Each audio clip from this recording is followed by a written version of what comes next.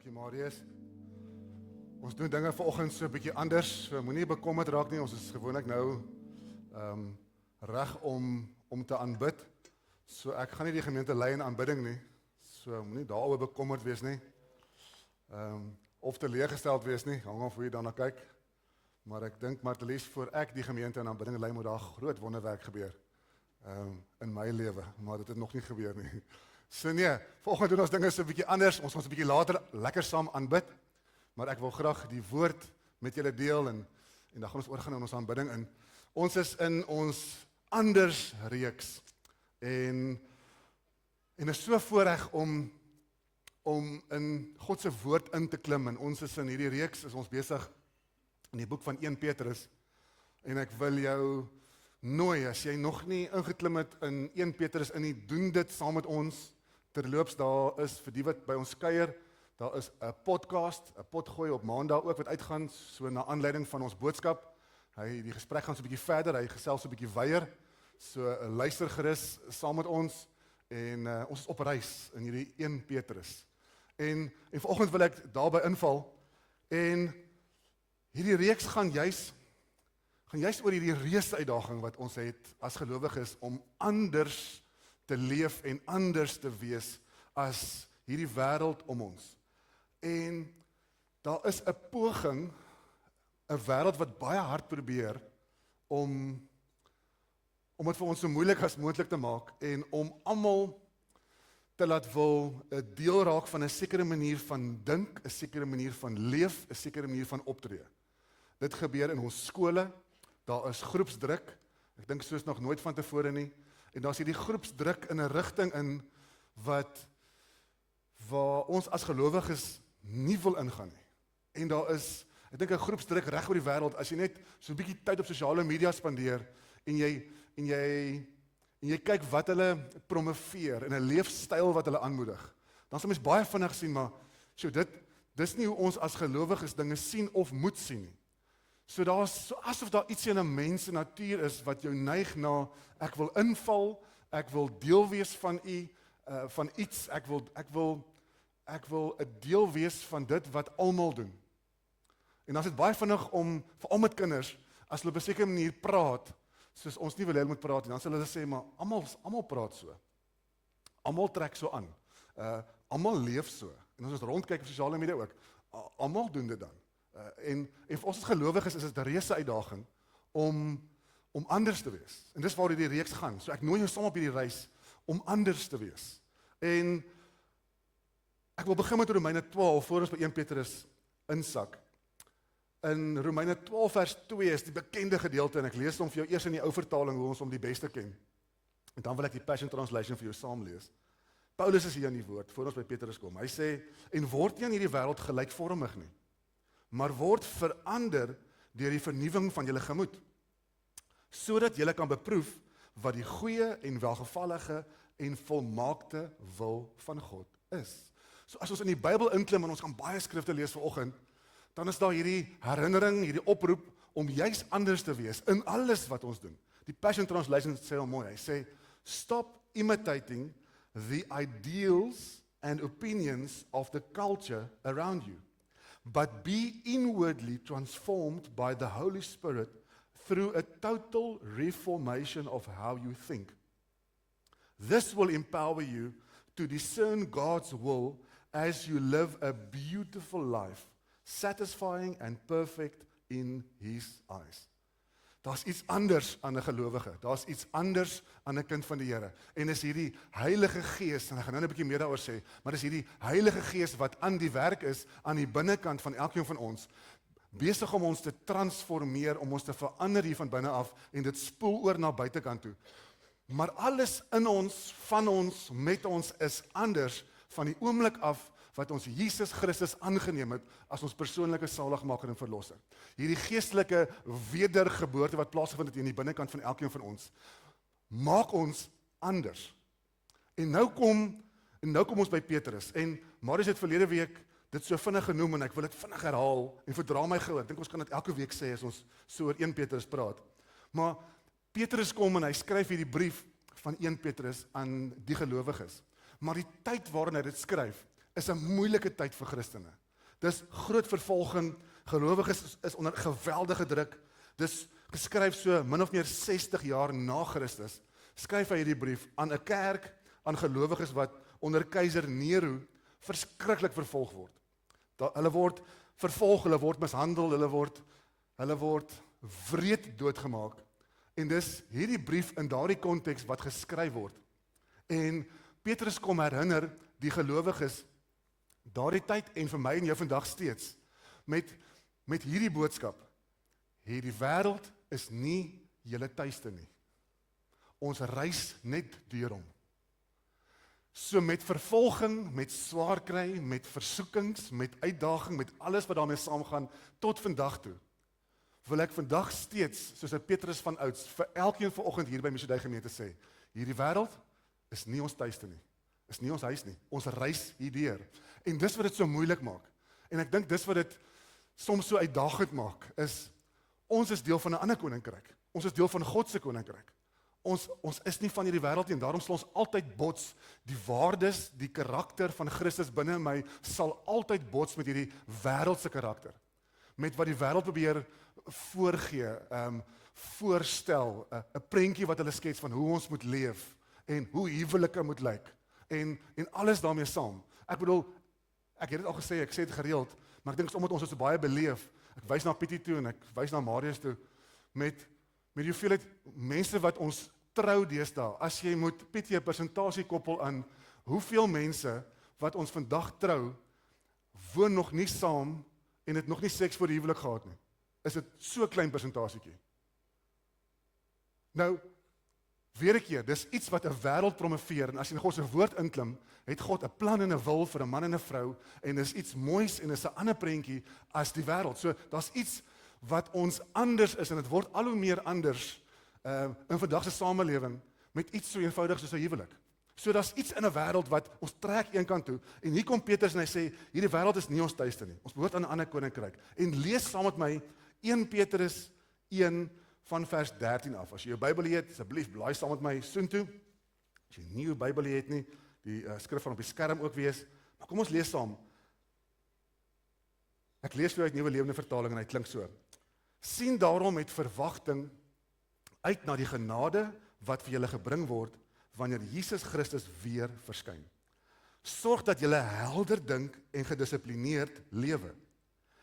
Wees gehoorsaam aan God, want julle is sy kinders. Moenie weer soos vroeër julle natuurlike neigings die oorhand laat kry nie. Julle destyds nie van beter geweet nie. Soos hy wat julle geroep het heilig is, moet julle in julle hele lewenswandel ook heilig wees. Vers 16. Hy het immer self gesê, wees heilig, want ek is heilig. Stop gou daar saam met my. Ons praat oor huwelik en ons praat oor manier van leef vir ons as gelowiges. Ons is anders. En hier kom Petrus en hy gebruik die woordjie heilig. Ons moet heilig wees. En ek dink as mens hierdie woord heilig hoor, dan skrik mens so half en jy wil jouself so distansieer van hierdie woord. Want ek kan sekerlik nie heilig wees nie, want ek koppel heilig aan volmaak wees en perfek wees en sonder fout wees. En dis presies wat die Bybel nie sê nie. So om heilig te leef beteken nie volmaaktheid nie. Ek wil gou die betekenis wys van die Griekse woordjie van die woord heilig. Is die woordjie hagios. Is die Griekse woord en dit beteken afgesonder, anders, toegewy, rein. Is hierdie woordjie heilig, om heilig te lewe. Dit praat van 'n lewe wat afgesonder is vir God, wat anders is, wat toegewyd is. Dit praat van 'n lewe wat aan hom behoort. En ons koppel, ek dink die betekenis en die konsep hiervan, en daarom skram ons so weg van dit af, aan net uiterlike gedrag. Maar ek wil die volgende stelling maak. God wil nie net uiterlike gedragsverandering hê nie. Hy soek innerlike, geestelike transformasie. God roep ons nie net om ons gedrag te verander nie. Hy wil by ons hart uitkom. En dis wat gebeur wanneer ons Jesus ontmoet. Is ons verander hier van binne af. God wil nie eers hê dat ons hom net moet ken nie. Hy wil hê dat ons meer soos hy moet word. En wanneer ons tot geloof kom, is dit nie net 'n oomblik waar ons sonde vergewe word nie. Alles word nuut. Alles word nuut hier van binne af. Ons gees word weergebore. Ons kry 'n nuwe identiteit. Ons word kinders van God. En kinders begin mos al hoe meer soos hulle ouers optree en wees. En met ons ook. Ons moet al hoe meer begin optree en lyk en klink soos ons hemelse Pa. En dis waar hierdie proses van heiligmaking begin, wanneer ons kind van die Here word. So dis hierdie lewe wat afgesonder is, wat anders is, wat toegewyd is, 'n lewe nader aan God. Dis hierdie heiligheid waarvan ek vandag praat. En dis waarvan Petrus hier praat. Hy sê, te midde van vervolging, te midde van moeilike omstandighede, skryf hy aan 'n kerk en hy sê, julle is nie van hierdie wêreld nie, hierdie wêreld is nie julle tuiste nie, maar leef heilige lewens, dat julle anders lyk, te midde van vervolging, te midde van swaar kry. Selfs al is julle onder die geweldige moeilike druk, moet die wêreld kan sien, hulle wat julle vervolg, moet God in julle kan sien, God se karakter kan sien, dat julle 'n afgesonderde, anders, heilige lewe leef. En Christus word raak gesien en God word vereer. En vandag is dit nog steeds so. Is hierdie oproep tot 'n ander lewe, 'n lewe van heilig wees en afgesonder en eenkant in alle opsigte van ons lewens. 'n Anders lewe. Ek wil gou terugspring na vers 14 toe van 1 Petrus 1 en dit weer vir jou lees. Petrus sê, wees gehoorsaam aan God want julle is sy kinders. Moenie weer soos vroeër julle natuurlike neigings die oorhand laat kry nie. Julle destyds nie van beter geweet nie. So ons moenie laat sondige neigings en dit wat gepas het en gehoord het by ons sondige lewe voor Christus weer die oorhand kry nie. En dis nou daai stryd tussen vlees en gees wat die Bybel van praat, nê? Ons probeer 'n heilige lewe leef, 'n afgesonderde lewe waar Christus in ons sigbaar is, maar dan kom hierdie wêreld waarin ons leef, terug na waarmee ek begin het in hierdie boodskap, en probeer ons bombardeer met 'n sekere manier van dink, 'n sekere manier van optree. Hulle skets 'n prentjie van hoe 'n paartjie se reis moet lyk op pad huwelik toe, wat heeltemal anders is as wat die Bybel beskryf. Dit beskryf 'n huwelik anders as wat die Bybel beskryf. Alles, woorde uit jou mond uit, optrede, geld spandeer, alles wat jy doen, skets jy die wêreld 'n ander prentjie as wat God wil hê. En dis hoekom. So ons is geroep om anders te wees, maar ons kan nie teruggaan na hoe ons geleef het nie, want alles het ons nou verander. En ons is besig met hierdie heiligmaking en ons groei en ons leer en ons word meer en meer soos God elke tree van ons pad. Ek dink een van die grootste vyande van heilig wees en heilig leef is juis die gemak. Die gemak van 'n wêreldse standaard wat ons aan probeer voldoen. Ons probeer so half wydsbeen leef in hierdie wêreld, maar ook as kinders van die Here. En voor ons dit besef, kom hierdie wêreldse standaard en hierdie almal wat so optree. Almal praat so, almal doen dit. Almal by die skool doen dit. Maar ons standaard as gelowiges is nie almal nie. God se standaard is ons standaard. So jy gaan of rondkyk en almal se standaard volg. En dit gaan jy dalk vat na 'n plek waar jy eerder terugval na 'n sondige ou lewe. Of jy gaan sê, almal is nie my standaard nie. Ek gaan nie doen omdat almal dit doen nie. God sê iets anders in hoe ek moet leef en hoe ek moet optree. En sy verandering het gekom hier van binne af. En is so 'n radikale verandering toe ek kind van die Here geword het, dat dit nou my optrede beïnvloed. Nou tree ek anders op. Maar dit is nie verkeerd om nie. Ek kan nie probeer heilig leef sonder dat ek weet maar het iets hier aan die binnekant kom verander nie. En ek dink dis hoekom klein kompromieë so gevaarlik is. Want dit gebeur stadig. Dis soos hierdie groot skip wat van rigting verander op pad na waar hy wil wees. 'n Groot skip kan nie 'n 90 grade draai maak of skielik 'n U-draai maak nie. Hy moet kilometers voor sy destinasie al begin stadig 1, 2, 3 grade verander om dan kilometers verder te begin draai en te kom waar hy wil wees. En ons lewens is ook soms so. Die Heilige Gees is hier aan die werk. En dan kom die klein veranderingkies in ons lewe wat die Heilige Gees vir ons uitwys. Dan dink ons, maar dis nie belangrik nie. Maak dit regtig saak hoe ek praat. Maak dit regtig saak om tyd met God se woord te spandeer. Is dit nodig elke dag om met die Here te gesels? Is dit nodig om tyd in gebed te spandeer? Is dit nodig om so saam met gelowiges op 'n Sondag bymekaar te kom? Maak dit regtig 'n verskil? En is daai 1, 2 grade op beslag wat 'n reuse verskil maak na waar jy in jou pad is. So ja, dit maak saak. So daarom is die Heilige Gees die heeltyd besig met wat ons kyk en wat jy hoor en waar jy jouself blootstel, want alles maak saak. Alles beïnvloed hierdie heilige lewe wat ek probeer lewe. So ja, alles maak saak en 'n heilige lewe vra doelbewuste keuses, hierdie daaglikse oorgawe en hierdie aanhoudende verhouding met Jesus. Ons lees 'n bietjie verder in 1 Petrus 1 vers 18. So mooi hy sak so diep skielik hier as ons hierdie woorde moet lees. En net voor ek hierdie woorde lees, die video van François daar uit die Amazone uit, die mooiste oomblik, het julle gesien toe daardie manne hulle Bybel so kry en kyk hy Bybel so, van hulle maak hom oop. Dis die eerste Bybel wat hulle vashou. Dis die eerste Bybel in hulle eie taal. Hulle het nou pas vir Jesus ontmoet, daar in die Amazone. En net die kosbaarheid van God se woord in my eie taal, in my eie hand, hoe mooi is dit?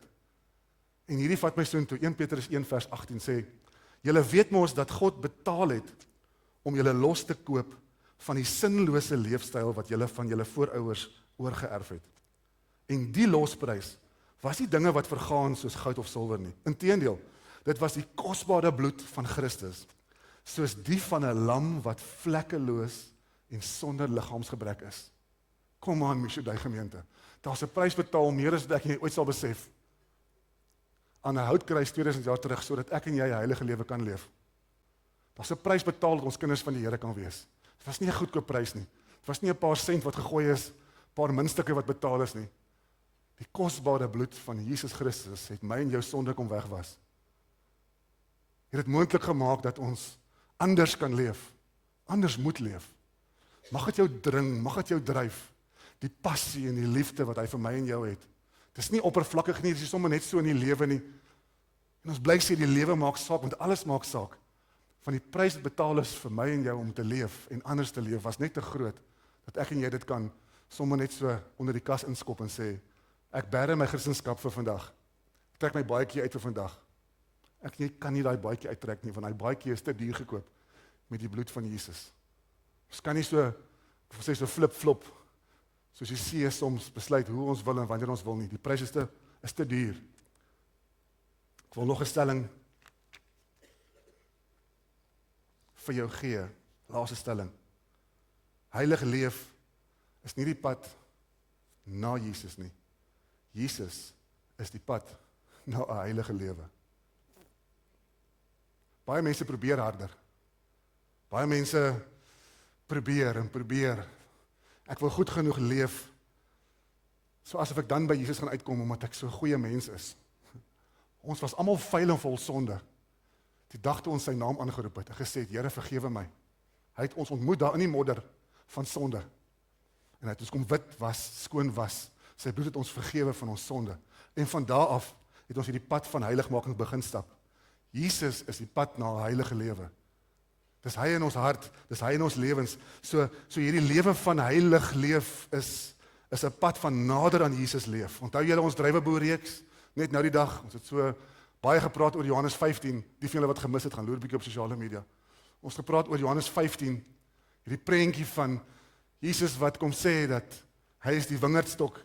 Ons is die lote wat groei uit die wingerdstok uit. En die vrug wat hang aan ons takke is die Heilige Gees wat vrug voortbring. En dis die prentjie wat vir my hier weer so belangrik is om te onthou. Dat wanneer ons Jesus ontmoet en ons begin hierdie pad stap en die Heilige Gees is aan die werk aan die binnekant van ons, dan is daar vrug wat hy voortbring. Vrug uit hierdie verhouding wat ons met hom het. Nie vrug uit myself uit nie, nie omdat ek probeer nie, nie omdat ek goed genoeg is of harder werk nie. Dis net as gevolg van hierdie kosbare verhouding met Christus. My werk is bly in hom. Onthou julle? Bly in hom. En in hierdie boodskap ook, bly in Christus. Kom nader aan hom. En dis die Heilige Gees wat transformasie bring. Dis sy werk. My werk is oorgawe. Ek moet nader aan hom kom, hy verander my. Ek moet myself beskikbaar stel. Sê Here, hier's ek, nes ek is, en dan kom vorm hy my hart soos dit moet wees.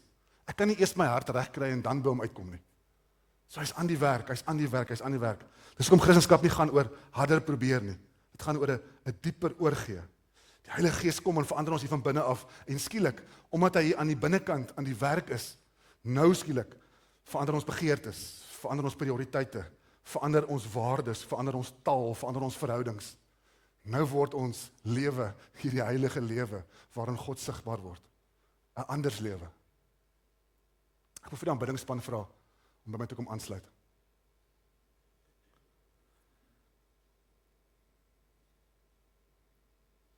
Vir baie mense is heilig wees 'n lysie van moets en moenies. Nou, ek vertel hierdie storie in die podcast môre, so jy gaan hom weer hoor daar. Ek en Marius het gesels op die podcast en ek vertel hom hoe alles sonde was toe ek 'n kind was. Ek was 12 jaar oud toe ek tot bekering gekom het en in daai jare was alles sonde. As 'n vrou sonder 'n hoed kerk toe kom, is dit sonde. As 'n man nie 'n baie keer 'n das aan het nie, is dit sonde. So baie dinge was sonde in daardie tyd en een van die grootste sondes in daardie tyd vir 'n 12-jarige seentjie was. Daar was 'n kafee op die hoek. Ek kan nie onthou of dit die Grieke of die Portugese was nie. Een van hulle het kafees gehad en die ander het groentewinkels. Ek kan nooit onthou wat een is wat een nie.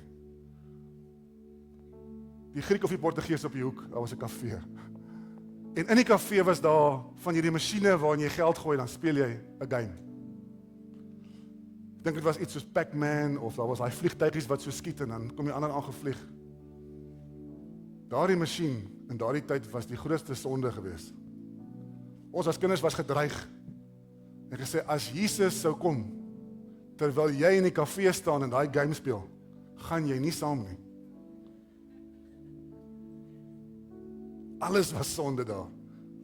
En ek het met jare later agtergekom, dit is nie noodwendig die grootste sonde gewees om game te speel in die kafee nie. Maar ons het hierdie lysies en jou lysies is dalk anders as 'n game in 'n kafee. Maar wat moet ek doen en wat's daai lysies? Wat moet ek vermy? Maar heiligheid gaan nie oor doen en nie doen nie. Dit gaan oor God soek. Dit gaan oor 'n lewe wat al hoe meer deur sy teenwoordigheid gevorm word. Dan kom die vrug, waar die Heilige Gees aan die werk is mee. Dan kom die vrug aan die takke. Nie andersom nie. Dit gaan oor 'n lewe wat al hoe nader aan hom beweeg. En hoe nader ons aan hom beweeg, hoe minder aantreklik raak die dinge wat ons van hom af wegtrek. Hierdie pad van heiligheid.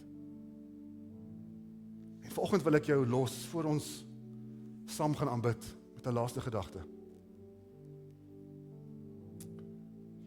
Is jy besig om te ervaar hoe jy meer en meer word soos Jesus in die manier hoe jy leef, manier hoe jy besigheid doen, manier hoe jy kinders grootmaak, manier hoe jy na die wêreld kyk, na versoekings kyk, of jy op skool is, universiteit, werksplek, waar ook al, is jy besig om meer en meer te word soos hy. Want heiligheid en heilig leef is nie 'n prestasie nie, dis 'n verhouding.